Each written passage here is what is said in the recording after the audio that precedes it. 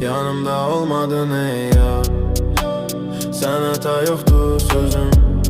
İstedim istemedim aktarır seni bil gözüm. Yeter yoklarına etirazlarına dözüm. Daha sen benden uzak gel. Sevmərəm bir də səni.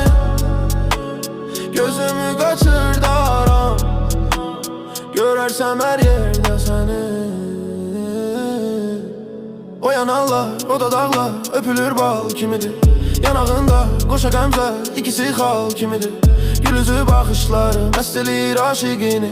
Dilbərin nuş dili dinməz, dayanıb lal kimidir. Susaraq nuş, bu gözəl dərdə salır öz yarını. Bu əməllər şad edib sevindirir hər yarını.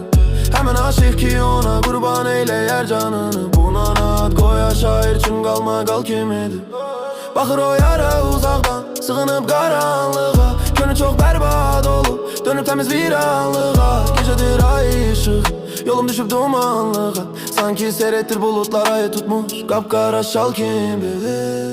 Yanımda olmadın ey yar. Sən hata yoktu sözüm. İstedim istemedim aktarır seni bil gözüm. Yetver yoklarına etirazlarına dözüm. Daha sen benden uzak gez. Sevmərəm bir də səni. Gözümü kaçırdaram. Görersem her yerde seni. Yanımda olmadın ey yar. Sen hata yoktu sözüm. İstedim istemedim aktarır seni bil gözüm. Yetver yoklarına etirazlarına dözüm. Daha sen benden uzak gel. Sevmərəm bir də səni. Gözümü kaçırdaram. Görersem her yerde seni.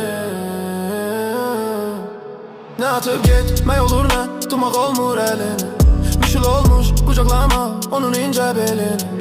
Dodağından bir ləb alma sığıllamaq telini. Bu nə pis qismətimiz çox qarışıq hal kimidir. Yine tek gözləri damır sevirəm deyir mənə. Çatır o qaşlarını soyuluğu deyir mənə.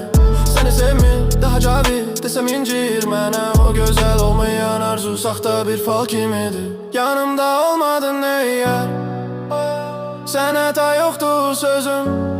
İstedim istemedim aktarır seni bil gözüm. Ecel yoklarına etirazlarına dözüm. Daha sen benden uzak gel. Sevmərəm bir də səni. Gözümü kaçırdaram. Görersem her